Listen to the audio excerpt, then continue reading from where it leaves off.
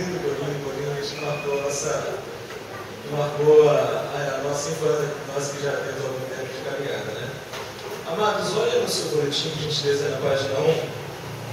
Você tem 2000, o tema do ano, essa coluna retangular, na vertical. O tema do ano, qual é o tema do ano? Vamos ver juntos? Edificando uma igreja com membresia, famílias e líderes saudáveis. No ano 2017, nós iniciamos esse foco na igreja, no tema. Tudo indica que ano que vem continuaremos ainda nessa mesma direção.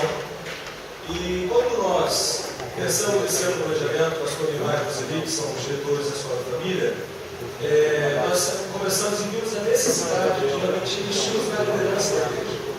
Os irmãos são cientes que desde março, salvo engano, julho, se for convidado, né? Eu sei que já 2 etapas da escola da família foram dedicadas somente para cuidar da liderança da igreja, dos líderes em termos gerais.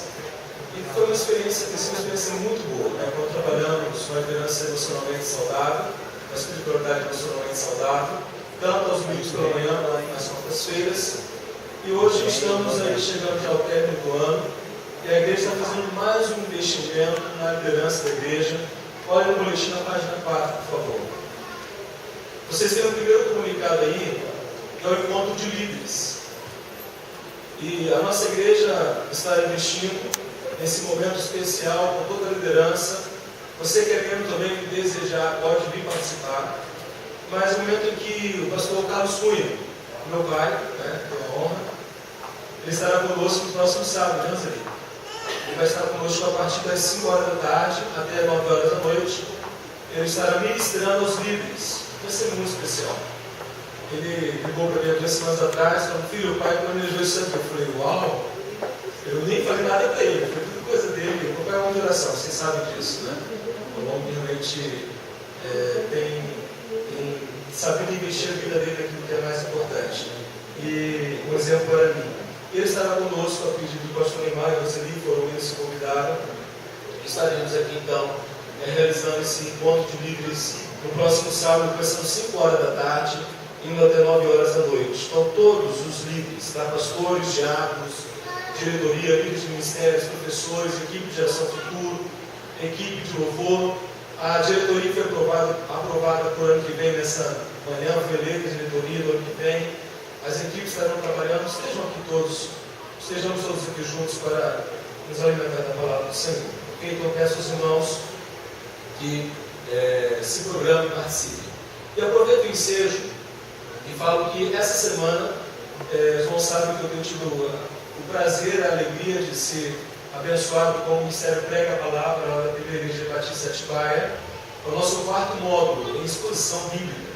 Então, essa semana inteira eu estarei viajando para Garça, passando o dia inteiro em Garça, tendo o módulo do livro de Marcos, Evangelho de Marcos, onde nós estaremos aí estudando o Evangelho de Marcos e também a questão da pregação expositiva no Evangelho de Marcos. Eu peço o nosso monitor por mim, por essa semana, e vai ser uma semana muito dedicada aos estudos e ao preparo que é tão necessário.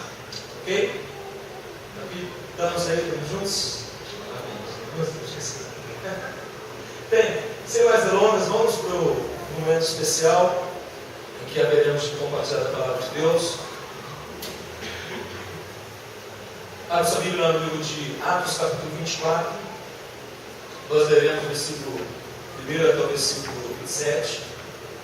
Antes da leitura, eu preciso só registrar aqui minha gratidão a Deus por hoje pela manhã. Foi especial demais o nosso culto administrativo, a Assembleia da Igreja, a aprovação unânime da Igreja pelo nosso regimento. É espetacular, porque a nossa igreja está realmente alinhada à palavra de Deus. Isso é muito bom. Nós vemos o engajamento de todos, o entendimento da igreja, provando o que foi discutido hoje de manhã. Bem, vamos então.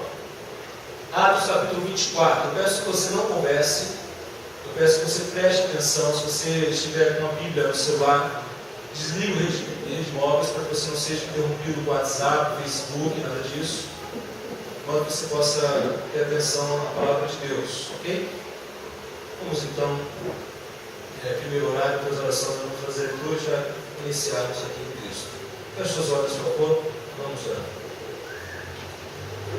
Pai querido, nós estamos, Senhor Deus, mais uma vez, diante da Tua palavra que, ó Deus amado, é a verdade da Tua palavra, que nos ensina o Teu desígnio da Tua palavra, ó Pai querido, que é tão cara, tão especial. Ó Deus, obrigado porque nós já cantamos louvores ao Teu nome, nós já reconhecemos, ó Pai, que somos Tu és Deus, reconhecemos que Tu és o Rei dos Reis. Ó Senhor, e à medida que lemos a Tua palavra, que o Espírito venha trazer entendimento, a compreensão, de modo que tenhamos uma fé bíblica, uma fé que agrade o Senhor e a nossa maneira de viver seja conforme a Tua palavra. Obrigado, Deus, por esse momento. Tu sabes, ó Pai, aqueles que ainda não são convertidos por Ti, aqueles que ainda não nasceram de novo, e o nosso clamor ao Senhor, que Teu Espírito Santo venha ministrar esses corações também, de modo que aqueles que não têm certeza da sua salvação, de modo que aqueles que ainda não nasceram de novo, nessa noite possa, ó Pai amado, arrepender-se diante de Ti, possam, Pai querido, confessar Jesus Cristo como Senhor e iniciarmos juntos uma nova caminhada. Assim nós oramos, ó Deus, em nome de Jesus. Amém. Vamos lá, Atos 24, de 1 a 27. Preste bastante atenção. Acompanhe comigo na sua Bíblia. 5 dias depois, o sumo sacerdote Ananias desceu até Cesareia com alguns líderes religiosos e certo Tértulo, que era advogado, e apresentaram ao governador a acusação contra Paulo. Depois de chamarem Paulo, Tértulo começou a acusação dizendo: experimentamos muita paz e por tua providência reformas são continuamente feitas nessa nação. Em tudo e em todo lugar nós o reconhecemos com toda a gratidão, ó excelentíssimo Félix. Mas para que não te detenha muito, peço-te, em tua bondade, nos ouça por um momento. Cremos que este homem é uma peste, promovendo rebeliões entre todos os judeus por todo o mundo, sendo chefe da seita dos nazarenos. Ele tentou profanar o templo, mas nós o prendemos e nós o queríamos julgar conforme a nossa lei. Mas o comandante Lísias veio e tirou de nossas mãos com grande violência, ordenando aos acusadores que viessem a ti. Interrogando, tu mesmo poderás certificar-te de tudo aquilo que nós o acusamos. Os judeus também concordaram na acusação, alegando que essas coisas eram assim. Quando o governador lhe fez sinal para que falasse, Paulo respondeu: ciente de que há muitos anos é juiz sobre esta nação, com bom ânimo faço a minha defesa. Bem podes verificar que não faz mais de 12 dias subi a Jerusalém para adorar, e que não me acharam no templo discutindo com ninguém, nem agitando o povo, nem nas sinagogas, nem na cidade. Nem mesmo podem provar diante de ti as coisas que agora me acusam. Mas declaro-te que, segundo o caminho a que chamam de seita, sirvo Deus de nossos pais e creio em tudo o que está escrito na lei e nos profetas. Tenho esperança em Deus, como estes mesmos também têm, de que haverá ressurreição tanto dos judeus como dos injustos. Por isso procuro sempre ter uma consciência inculpável diante de Deus e dos homens. Depois de vários anos, vim trazer à minha nação esmolas e apresentar ofertas a Deus. Ocupado com essas coisas, alguns judeus da Ásia me acharam já purificado no templo, não em aglomerações nem com tumulto. Eles é que deviam comparecer diante de ti e acusar-me, se tivesse alguma coisa contra mim. Ou então, que aqueles que aqui estão digam que crime acharam quando compareci perante o sinédrio, a não ser acerca dessa única palavra que exclamei, estando no meio deles: é por causa da ressurreição dos mortos que hoje estou sendo julgado por vós.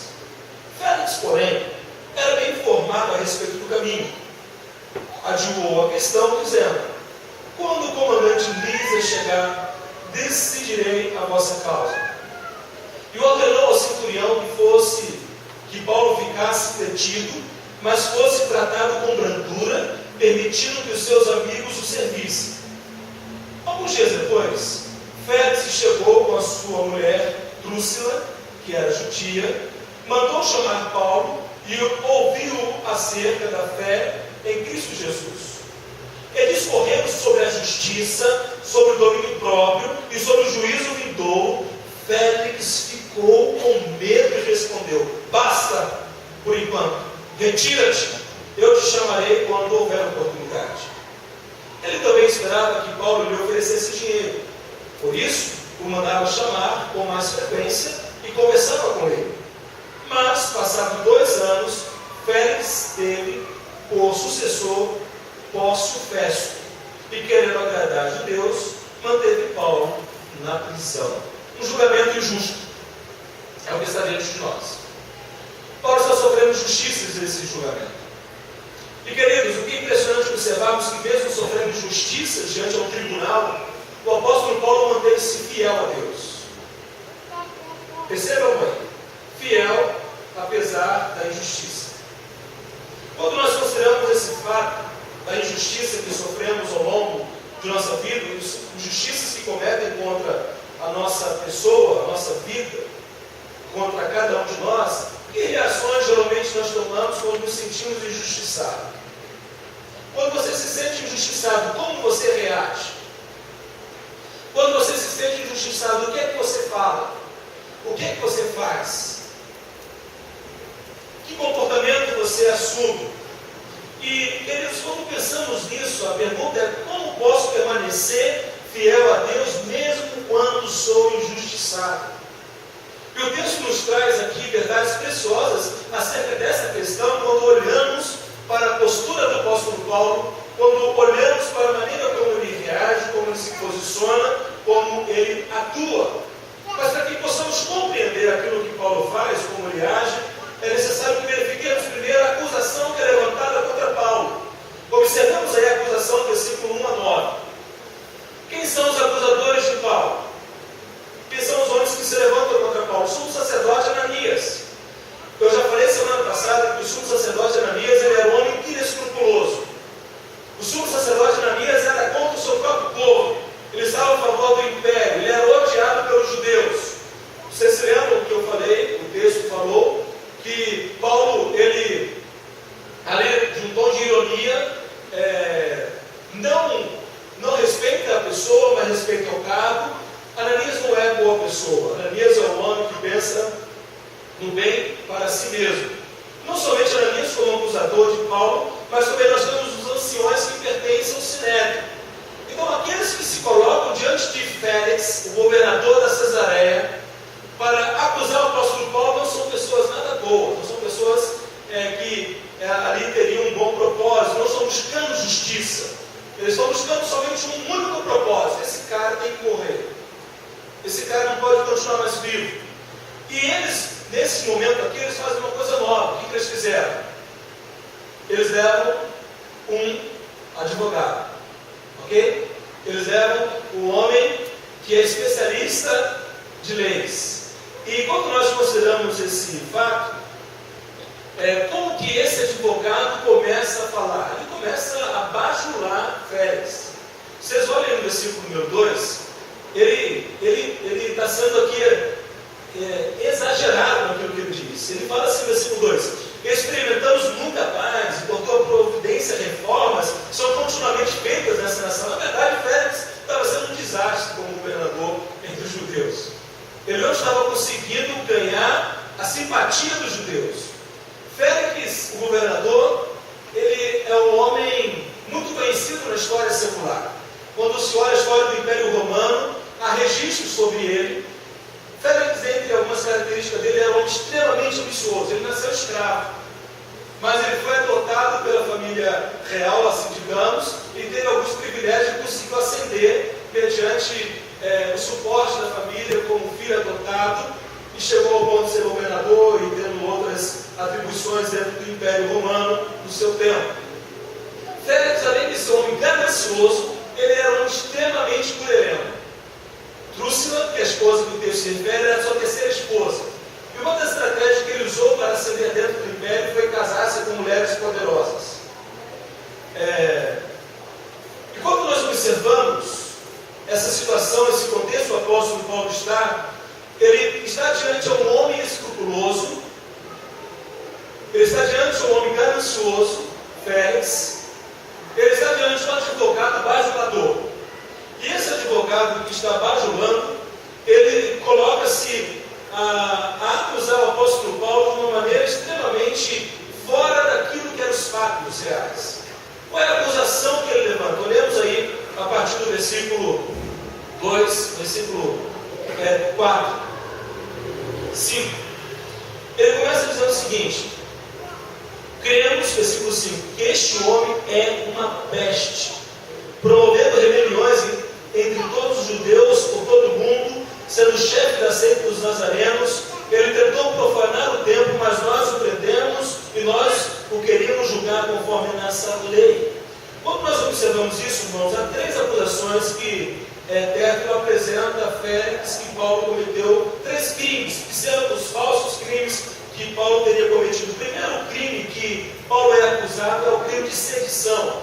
O que vem a ser isso? Paulo estava indo contra a lei romana. Paulo ele representava um risco à paz, um risco aos propósitos do Império Romano.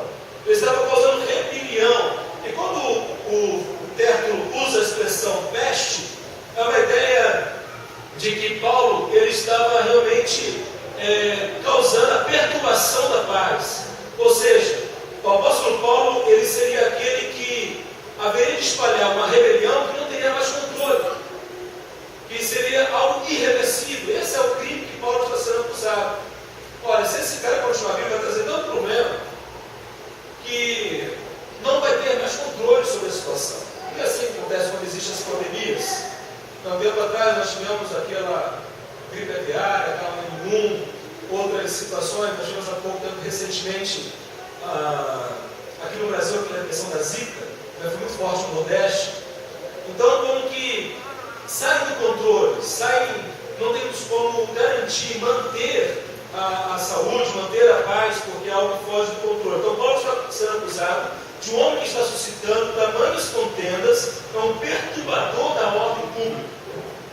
Isso é uma acusação gravíssima. Quando a gente para pensar nisso, imagine como que Paulo está do outro lado ouvindo tudo isso. Quantas vezes em nossa vida as pessoas levantam acusações, as pessoas são injustas de seus julgamentos?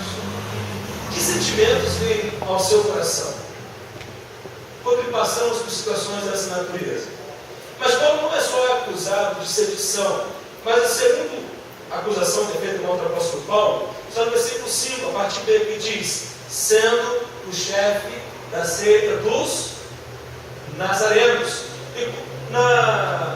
Essa acusação de sectarismo que é levantada por Tértulo é bem interessante observar. Irmãos, isso aqui é algo extraordinário. Por quê? Nós estamos aqui em ano 57, salvo engano. Nós estamos na metade do primeiro século e o testemunho dos discípulos de Jesus foi algo tão real, tão intenso, tão poderoso, que milhares de judeus foram convertidos, milhares de judeus reconheceram que Jesus era o Messias, e a seita dos nazarenos não é depreciativo aqui. Começa-se a ver na religião judaica o reconhecimento de que havia um grupo de judeus que tinham uma compreensão doutrinária, teológica, diferente dos fariseus e saduceus. Ou seja, o evangelho está crescendo mesmo entre os judeus aqui. Quando se fala no Novo Testamento, por exemplo, os fariseus e saduceus, eles eram seitas, mas não no sentido pejorativo. Além dos fariseus e saduceus, havia os essênios, havia os zelotes, e agora então a seita dos nazarenos. E Paulo é acusado como o líder dessa seita dos nazarenos em Jerusalém. É impressionante, é mesmo o cara acusando, a gente vê aqui a grandeza e a beleza do Evangelho de Deus transformando aquele tempo, e aquele no começo ainda, no primeiro século, na metade do primeiro século, o Evangelho de Deus já cumprindo o seu propósito. Embora seja uma acusação, mas é algo belo. No entanto, Paulo está sendo acusado de ir contra a lei judaica. Qual é a terceira acusação que é levantada contra Paulo? Versículo 6. assim: ele tentou profanar o templo, mas nós o prendemos e nós o queríamos julgar conforme nossa lei. E a terceira acusação é a acusação de sacrilégio. Ou seja, Paulo está indo contra a lei de Deus. Na verdade, meus irmãos, uma outra acusação gravíssima. No entanto, uma acusação que era falsa. E essa acusação era como pena por morte por apedrejamento, ou morte mediante aos judeus que ali se colocariam. Ou seja, Paulo está sendo injustamente acusado por coisas que ele não cometeu. Tertulo era um advogado que usa da sua expertise, usa da bajulação para tentar ganhar a atenção de Félix. E, na verdade, o apóstolo Paulo está sendo julgado de anti-judeu e anti-romano. Esse problema. Anti-judeu é um problemaço, porque a religião judaica já com mais de 2 mil anos de existência, uma tradição, uma força impressionante já naquele tempo. E o Império Romano, o Império grandiosíssimo, o maior império daquele tempo, em que Paulo está sendo acusado de ir contra os judeus e ir contra o Império Romano. Paulo está enrolado. Mas se não é a graça de Deus, se não é Deus cuidando da vida do apóstolo Paulo, ele não teria chance alguma. Ele certamente seria morto, ele certamente seria executado. E é interessante observar qual foi o proceder dos acusadores. Versículo 7 e 9 vai nos mostrar o seguinte: que na verdade o Tertulo mente com os judeus cristãos porque eles queriam que Paulo fosse executado, que Paulo fosse morto lá em Jerusalém. O que temos é que Tertulo não está sendo fiel aos fatos, ele está mentindo, ele está tentando, com mentiras, levar Paulo à morte. E nós sabemos, nós vimos semana passada, que na verdade Cláudio Lísias não usou da força, quem usou da força foram os judeus, mas Deus usou Cláudio Lísias para proteger Paulo, para levá-lo para dentro da fortaleza, dando a proteção que lhe era necessária. Vocês estão lembrados da tentativa ali de compor que fizeram contra Paulo, tentativa de assassinato, mas nada disso deu certo, e Deus guardou o seu filho. Meus amados irmãos, quando nós pensamos nisso, nós precisamos reconhecer uma realidade da nossa vida. Nós precisamos estar preparados para as injustiças. Nós temos que estar preparados para sofrer momentos em que levantar-se-ão falsas acusações, momentos em que nós sofreremos por erros de outras pessoas. E muitas vezes nós não estamos dispostos a nos colocarmos numa situação de dependência da graça de Deus e sabemos o que? Sabemos que o Senhor tem cuidado de nós. Mesmo quando pessoas erram conosco, Deus tem cuidado de nós. E olhando para o texto, Paulo vai se defender então. A partir do versículo 10, versículo 10 a 21, nós vemos Paulo se defendendo. E o que me impressiona, meus irmãos, do apóstolo Paulo, cada vez que eu leio mais sobre Paulo nas Escrituras, é impressionante a maneira como ele age. Enquanto que Tertulo, ele se direciona a Félix, bajulando Félix, o apóstolo Paulo não faz isso. Paulo não é um bajulador. Paulo, ele não vai se direcionar a Félix tentando dar a ele méritos que não são verdadeiros. Mas Paulo, ele é muito claro, ele é muito direto. Olha o versículo 10 da nossa Bíblia. Ele fala assim: ciente de que há muitos anos há juiz sobre esta nação. Félix, você sabe onde você está pisando. Você sabe quem somos. Você conhece o povo de Deus, você conhece essa nossa região. Félix é um homem muito esperto. E Paulo ele direciona dessa maneira, e ele diz assim: com bom ânimo faço a minha defesa. Não fez nenhuma bajulação. Ele foi sincero, ele foi direto, ele foi transparente, ele foi verdadeiro. E quando Paulo então coloca a defender-se, é interessante observar que Paulo, em momento algum, ele vai se desesperar. Em momento algum, o apóstolo Paulo, ele vai agir com aquela situação de grande crise. Não, mas ele é inteligente. Ele responde cada acusação que lhe é feita. Ele usa a razão que Deus lhe deu. Ele usa a sabedoria que Deus lhe deu. E meus amados irmãos e irmãs, o quanto precisamos disso? Porque há momentos em que as situações para cada um de nós, o contexto que estamos, é turbulento.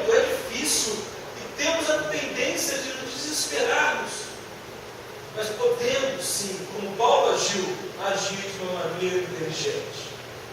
Pensar, responder com sabedoria, responder com verdade.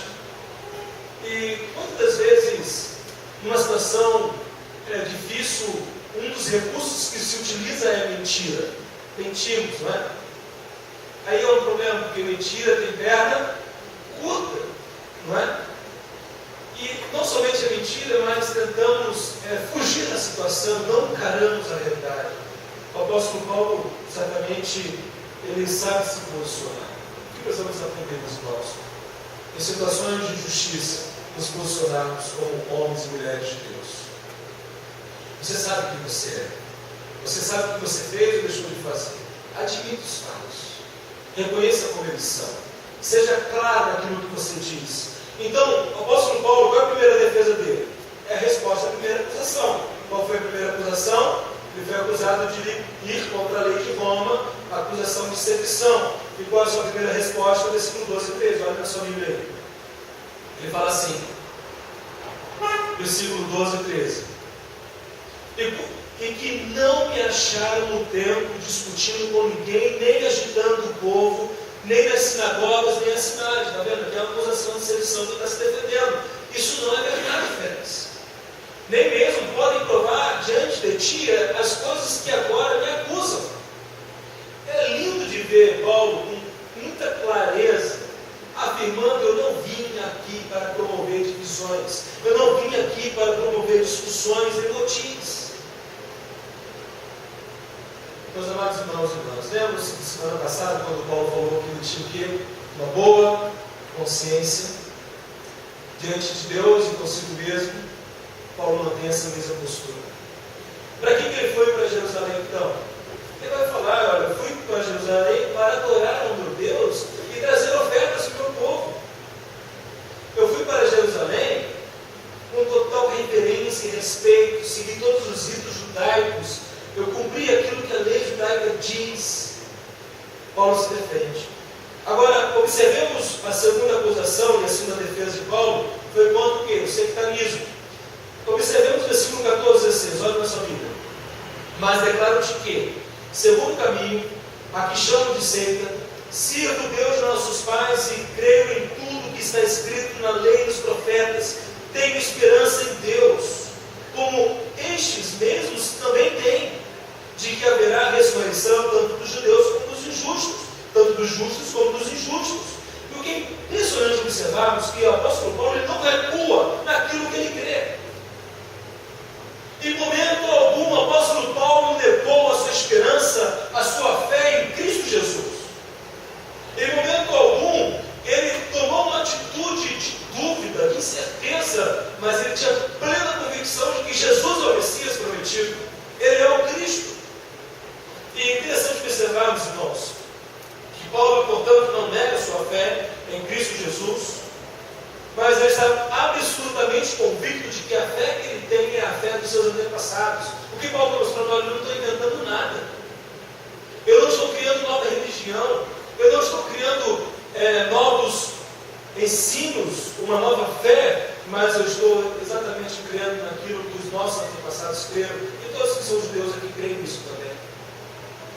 O apóstolo Paulo, ele se posiciona em Cristo Jesus e não recua, não volta atrás, ele não retrocede, porque ele sabia que Jesus é o caminho. Ele está com a sua consciência limpa. Qual é a terceira acusação contra Paulo? A terceira acusação foi a de quê? Sacrilégio. Ele se defende contra o sacrilégio. Olhemos os versículos 17 a 21. Depois de vários anos, vim trazer à minha nação esmolas e apresentar ofertas a Deus. Ocupado nessas coisas, alguns judeus as me acharam, já purificado no templo, não em aglomerações, nem com tumulto. Eles é que deviam comparecer diante de ti e acusar-me, se tivesse alguma coisa contra mim. Ou então, que aqueles que aqui estão digam que crime acharam, quando compareci perante o Sinédrio, a não ser acerca desta última palavra que exclamei, estando no meio deles, é por causa da ressurreição dos mortos, que hoje estou sendo julgado por vós. O que Paulo está mostrando aqui? Paulo está mostrando: olha, eu não profanei o templo de Deus. olha, eu não introduzi gentios ao templo, mas na verdade foram os judeus da Ásia. Se alguém deveria estar sendo aqui acusado de alguma coisa, de eu, não sou eu esta pessoa, são os judeus da Ásia. Meus irmãos, imagine a hombridade desse homem. Caráter, firmeza, postura, a segurança, posicionando-se, estabelecendo as estacas, estando firme contra aquilo que é acusado. Então, o apóstolo Paulo, ele se posiciona, defendendo-se. Meus amados irmãos, nossa igreja é uma igreja com 176 membros. Nós precisamos, como igreja de Jesus, cada membro dessa igreja, cada congregado dessa igreja, imitar o apóstolo Paulo. Posicione-se no seu trabalho, posicione-se em sua casa, posicione-se com a sua família, como um homem, uma mulher que ama o Senhor Jesus, temente a Deus. Posicione-se não reproduzindo uma cultura religiosa domingueira, mas posicionando-se como uma pessoa que realmente está em comunhão com a igreja de Deus, que ama a igreja de Deus, que ama o povo de Deus, que ama a lei de Deus, que ama a palavra de Deus. Posicionamento que é tão necessário nos tempos que vivemos. Paulo posicionou-se. Ele, sendo seguidor de Cristo Jesus, como judeu que ele era, ele vai até Jerusalém. Ele está cuidando dos seus irmãos em Jerusalém. Ele está realmente ali cumprindo aquilo que Deus designara como um homem, como um crente judeu. Meus amados irmãos e irmãs, nós precisamos, na geração do nosso tempo, desenvolvermos, crescermos como discípulos de Jesus que imitam o apóstolo Paulo. Imite esse homem. O apóstolo Paulo, quando escreve a Timóteo, quando escreve a Tito, quando escreve as suas cartas, ele vai falar o quê? Sede meus imitadores, como eu sou de Cristo Jesus. Todos nós temos a tendência humana de estabelecermos nossos ídolos. Não de uma maneira, aqui digamos, pejorativa, como ideia de idolatria, mas a ideia de que alguém que eu me espelho, alguém que eu admiro, alguém, olha, esse cara para mim é uma referência nessa área. E aí nós vamos criando, estabelecendo pessoas a quais temos como referência. Mas quantas dessas pessoas são homens de Deus e mulheres de Deus? Qual é o homem que precisamos imitar? É o homem que precisamos conhecer mais dele. Embora não esteja vivo, é óbvio, não é? Embora ele nem sabe que nós existimos, mas é um homem que a palavra de Deus apresenta para nós como um padrão de vida digno de ser imitado. Sabe por quê? Ele imitava Cristo Jesus. E quando nós olhamos para Paulo, quando nós olhamos para o real motivo da prisão, o apóstolo Paulo vai falar qual é o real motivo da sua prisão, ele vai falar, porque eu creio na ressurreição dos mortos, dos justos e injustos, dos justos e dos ímpios. Aqui está o cerne da mensagem do Evangelho. Lá em 1 Coríntios capítulo 15, o apóstolo Paulo vai falar que se Cristo não ressuscitou, inútil, vã é a nossa fé. Se Cristo não ressuscitou, eu e você estamos aqui perdendo tempo. Mas porque o túmulo está vazio, não é, irmãos? Quando Pedro, quando as mulheres vão ao túmulo, o túmulo está vazio. Por que que a fé cristã ela é única? Porque Cristo ressuscitou. E aqui é uma questão fundamental, daqui a pouco a gente vai entender um pouco mais, o quanto que essa mensagem da ressurreição de Cristo é fundamental para a igreja no tempo de hoje. Paulo está trazendo aqui um princípio de justiça de Deus, de juízo de Deus, de prestação de contas. Então Paulo se defende, e com ele precisamos aprender a nos defender, não brigando, não mentindo, não depreciando, não caluniando, não difamando, mas assumindo a nossa postura ética, moral, segundo a palavra de Deus. E não somente isso, mas também a palavra vai nos mostrar que após esse julgamento, aí é uma injustiça, porque Félix poderia ali ter o quê? Absolvido o apóstolo Paulo. Félix sabia que Paulo era inocente. Ele não tem dúvida disso. Mas o que Félix faz? Olha aí no versículo 22. Versículo 22. Félix, porém, que era bem informado a respeito do caminho, adiou a questão. Ele poderia ali ter dado o veredito?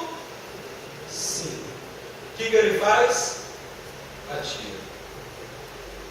É interessante observar que Félix teve o propósito de adiar o julgamento de Paulo.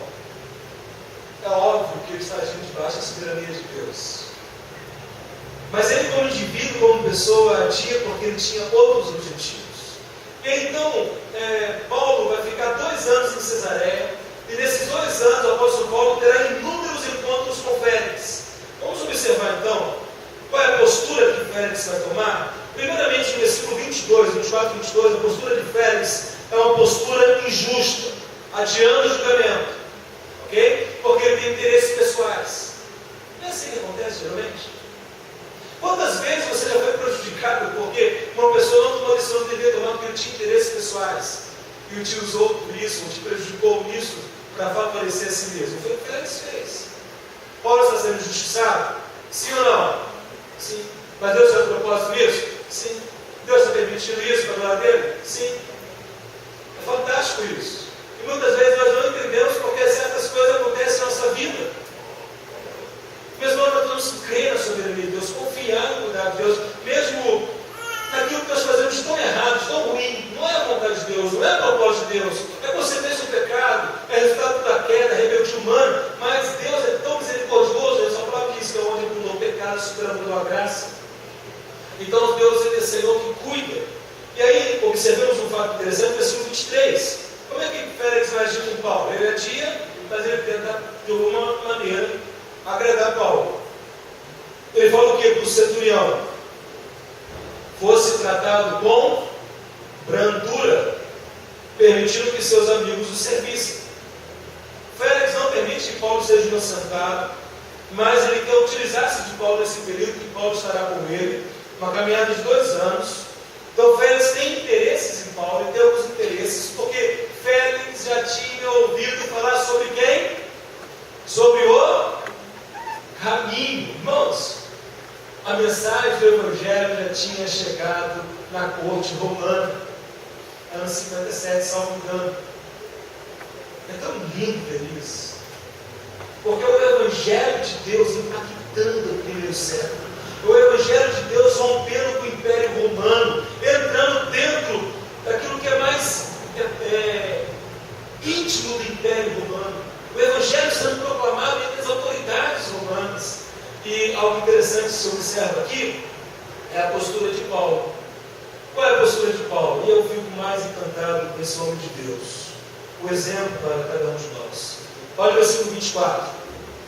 Alguns dias depois, Félix chegou com a mulher Drúxila, que era judia, a terceira esposa de Félix, né? Salvo engano, Félix foi casado com a neta de Cleópatra. Olha que bacana. Uma das mulheres, não sei se é Drúxila, mas é neta de Cleópatra. Mas vamos lá, isso aqui é só uma parêntese. Mas olha que interessante. Mandando chamar Paulo e ouviu-o acerca da fé em Cristo Jesus. Ele já tinha conhecimento sobre o caminho. Ele já ouviu alguma coisa. Ele viu que Paulo era um homem fiel a esse Deus, fiel a Cristo Jesus, fiel ao Nazareno. Ele quer aprender mais. Ele tem vontade de aprender, curiosidade de aprender. E aí o apóstolo Paulo está diante do homem que tinha o poder de tirar-lhe a vida. O apóstolo Paulo está diante do governador da Cesareia, o homem que tinha a chancela do imperador romano. E, amados irmãos, o que Paulo prega para esse camarada aqui é impressionante. Olha no versículo 25. Olha a pregação de Paulo. E discorrendo ele sobre a prosperidade, né? Discorrendo sobre a autoajuda. É isso que está pregando? É isso? Você vai ser próspero, né? Você vai ganhar muito dinheiro, segue Jesus, você não vai ficar doente, né? Você não vai ter problema na sua vida. É isso que Paulo está pregando? Irmãos, o apóstolo Paulo, ele dá uma voadora em Félix. Olha o que Paulo prega. Você está escutando? Eu fiquei encantado com isso aqui. Sobre a justiça. Félix estava sendo justo. O que Paulo está pregando? Sobre a justiça. Sobre o domínio próprio. Félix era um homem mulherengo. Félix era um homem bruto. Ele era um homem mau. E sobre o quê? O juízo vindouro. O Paulo fala que ele estava sendo o quê? Julgado porque ele cria na ressurreição de justos e ímpios. O que o apóstolo Paulo está mostrando para Félix? Cara, vai chegar a sua hora. Existe um Deus soberano, santo, juiz, um justo juiz que vai julgar pessoas, homens justos e ímpios. Olha que interessante. Félix ficou com medo. Félix entendeu a mensagem do Evangelho. Imagine o privilégio desse camarada aqui de Félix, quando ele ouviu Paulo, o apóstolo Paulo pregando. Aí, os irmãos, nós temos trabalhado de manhã o livro de Romanos, exposição na carta de Paulo aos Romanos. É uma epístola extraordinária. Imagine todo esse conteúdo teológico de Paulo sendo falado a Félix de olho no olho. Imagine o quanto que esse homem ouviu do puro Evangelho de Deus. O apóstolo Paulo pregou, ensinou no poder do Espírito Santo? Sim ou não? Sim, sem dúvida. Meus amados irmãos, Félix tem medo. Ele entendeu. Mas o que ele respondeu? Olha só, preste atenção nisso. Quantas vezes você tem vindo aqui à noite nos cultos, de manhã nos cultos, você está entendendo a mensagem que está sendo pregada. Você já entendeu que é pecador perdido. Você já entendeu que merece a condenação eterna. Você já entendeu que você nunca será salvo. Mas isso não muda o teu coração, nada acontece. Meu queridão, minha queridona, se você ainda não se quebrantou diante de Deus, se você ainda não confessou a Deus seus pecados, se você não se arrependeu, o Senhor não tem misericórdia de Deus, preocupe-se. Clame a Deus misericórdia. Clame a Deus, tenha misericórdia de mim, porque sou pecador. Deus, converta-me a Ti e me converterei ao Senhor. Deus, somente o Senhor pode me salvar, somente o Senhor pode fazer com que eu seja uma nova criatura em Cristo Jesus.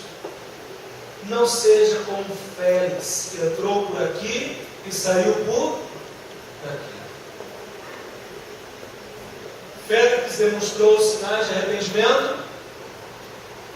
Félix demonstrou sinais de fé salvadora.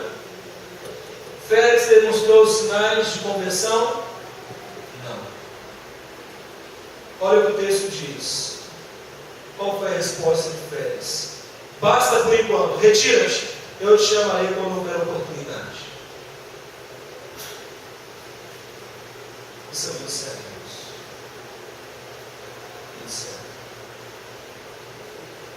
Isso deve fazer com que nós paremos e façamos uma autoavaliação, uma autocrítica, para verificarmos se de fato nós só somos meros ouvintes ou se somos pessoas verdadeiramente compreendidas. Porque o mero ouvinte da palavra de Deus ouve e a sua vida continua sendo a mesma. Continua cometendo os mesmos pecados. Continua fazendo as mesmas coisas. Entra ano, sai ano.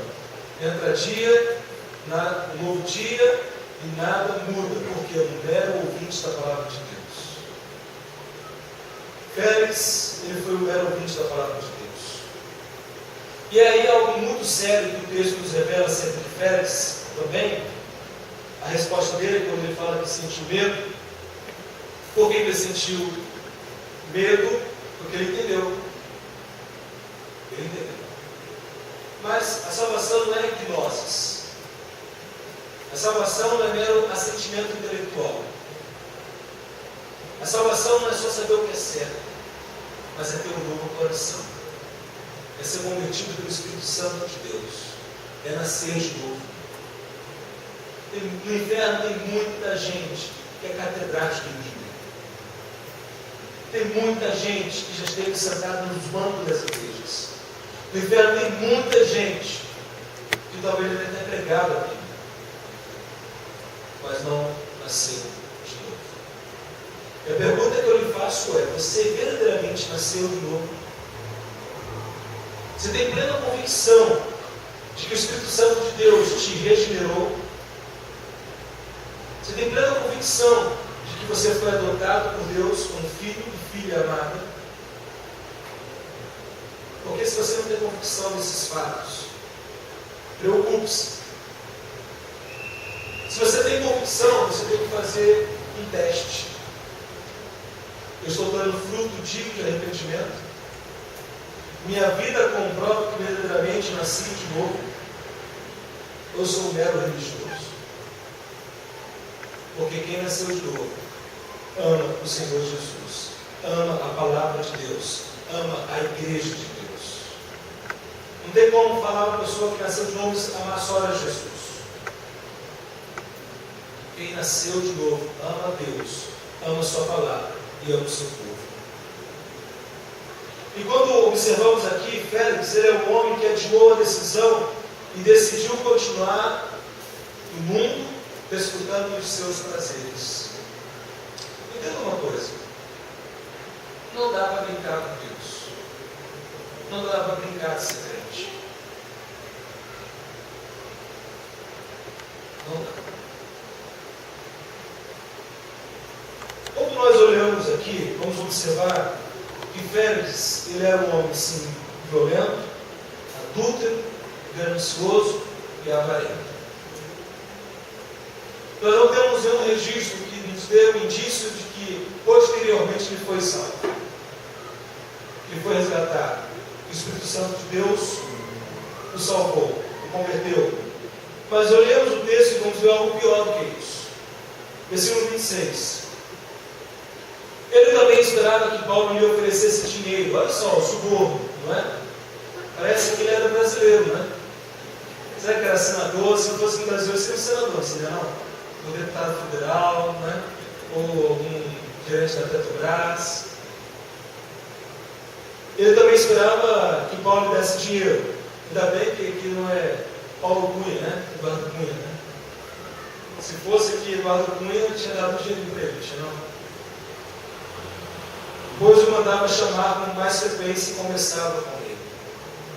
Paulo sabia das intenções desse homem? Sabia. Com certeza. Mas o que Paulo fazia? Pregava a justiça, pregava o domínio próprio e pregava o juízo vindouro. Os adolescentes da igreja que estão lá atrás, estão conversando, estão prestando atenção nisso?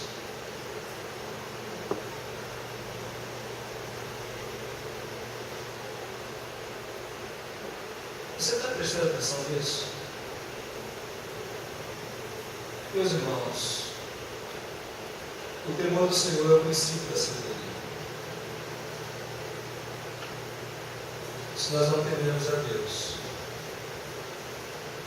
nós seremos todos nesse mundo.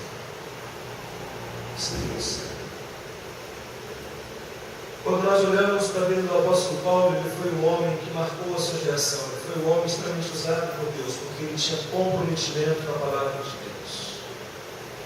Deus está cumprindo o seu propósito na vida de Paulo. Quando Paulo foi salvo, lá em Atos 9,15, o Senhor Jesus falou para Ananias, aqui outro Ananias, que o apóstolo Paulo ele seria testemunho dos judeus, gentios e autoridades romanas, entre príncipes e reis. Deus está cumprindo isso. Aqui nós já começamos a caminhar para o fim dessa carta. Haverão outros julgamentos. E quando nós olhamos para essa caminhada, Paulo indo em direção a Roma, Deus está sendo glorificado. Que direção a tua vida está tendo? Para onde a sua vida está caminhando? Para onde as suas decisões estão lhe conduzindo? Vamos orar nesse momento. Quero convidá-lo a fechar seus olhos. Você está ouvindo a mensagem, você está entendendo aquilo que a palavra de Deus está dizendo. Você entendeu que Paulo foi falsamente acusado, injustamente julgado, e ele defendeu-se com uma maestria peculiar ao nome de Deus. Ele foi inteligente, ele foi sensato, ele foi firme, porque ele sabia quem era Cristo Jesus. E você? E eu? Se nessa noite você está reconhecendo que é pecador, está perdido, se você reconhece que os seus pecados lhe conduzem à morte eterna, mas o Espírito de Deus está lhe convencendo disso, o Espírito Santo está lhe mostrando que você precisa arrepender-se, crer em Jesus Cristo. Se o Espírito Santo está fazendo essa obra no teu coração, meu querido, em nome de Jesus, se posicione. Ore ao Senhor agora, confesse a Deus os seus pecados, peça perdão ao Senhor. Comece hoje uma nova vida. Santo Deus, Pai querido, estamos, só Deus, na Tua presença, Senhor, com temor e tremor diante de Ti, reconhecemos que, ó Deus, Tu és Deus de justiça, Tu és Deus que requer de nós que andemos com domínio próprio. E, ó Pai, não podemos caminhar com domínio próprio pela nossa própria força. Isso é capacitação do Espírito Santo, é fruto do Espírito Santo. Não teremos uma vida piedosa, Deus, com as nossas próprias forças. Nós só poderemos ter, ó Pai, desenvolvê-la na dependência do Teu Espírito. Sabes aqueles aqui nessa noite que já são filhos do Senhor, que foram, ó Pai, já salvos. Tu sabes daqueles que ainda serão. E, ó Deus querido, nosso clamor a Ti é que Tu convertas, ó Pai amado, aqueles a quem o Senhor escolheu, Pai. De modo que venhamos nos arrepender de nossos pecados, de modo que venhamos nos prostrar diante da Tua face, de modo que venhamos, ó Deus, amá-lo mais do que qualquer outra coisa nesse mundo. Perdoa, Deus, os nossos pecados. Faz de nós, ó Pai, homens e mulheres comprometidos com o Teu Evangelho, comprometidos, ó Pai amado, com a Tua Igreja, que proclame a salvação a todas as pessoas, ó Pai. Assim nós oramos ao Senhor e pedimos. Em nome de Jesus. Amém. Amém, meus irmãos? Amém. Que nós possamos manter-nos fiéis, mesmo quando formos injustiçados. Que as injustiças que sofremos em nossa vida não nos sejam motivo para abandonarmos, para recuarmos, para retrocedermos, mas que, mesmo em meio às injustiças, permaneçamos fiéis ao Senhor, que nos amou e nos salvou. Bem, vamos colocar de pé, vamos adorar a Deus com um belo hino, nesse momento. Você que essa noite tomou uma decisão de fé, de seguir a Jesus, arrepender de seus nossos caminhos, começar uma nova vida, procure depois, nós temos classe de batismo, preparatório para o batismo, e você poderá ir para participar conosco. Vamos louvar ao Senhor com toda a alegria, com toda a força que o Senhor tem nos dado. Vamos louvar ao nosso Deus.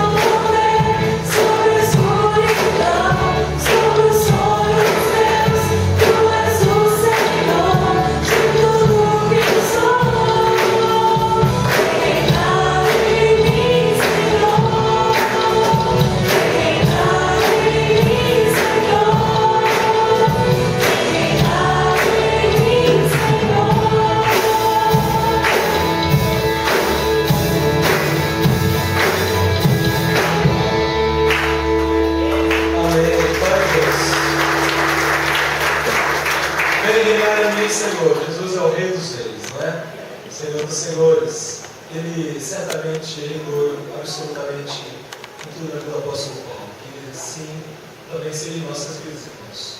E de fato venhamos obedecer. João 14:21 fala, né? Aquele que me ama, obedece aos meus mandamentos. Então, que o nome de Deus, essa semana seja uma semana para você praticar a fé em casa. Leia com a sua família, comece essa semana no seu momento devocional em casa. Vamos orar então. Pai querido, obrigado, Deus, pelo esse momento de culto que a igreja do Senhor prestou a Ti, ó Pai, nessa noite. Agora, Pai querido, que retornemos para nossas casas com a nossa fé fortalecida em Tua palavra. Ó Pai amado, que sejamos um povo que receba do Teu Espírito o encorajamento, ó Pai necessário, a alegria, ó Deus querido, a força que vem do Senhor. Ó Pai, guarde livros sobre nós essa semana, que possamos cumprir os propósitos. Ó Pai amado, que aproveitemos as oportunidades também para testemunhar da nossa fé em Cristo Jesus. E agora, com o Teu amor, que a graça e a paz do nosso Senhor e Salvador Jesus Cristo e as doces consolações do Espírito Santo de Deus seja com o Teu povo, hoje e para todos sempre. Amém. Amém, meus irmãos. Dá um abraço para o pessoal ao seu lado e assim nós encerramos esse momento de culto a Deus.